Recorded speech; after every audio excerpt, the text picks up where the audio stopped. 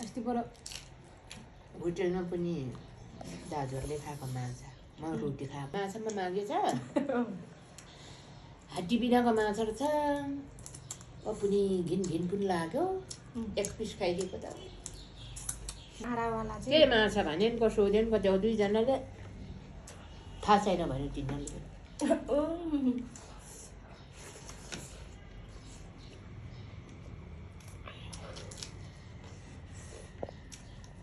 यो माछा चाहिँ नि नाना मैले मेरो ठुलो छोरा ठुलै भएपछि मात्रै खानु थालेको क्या अनि नाम चिन्दिनँ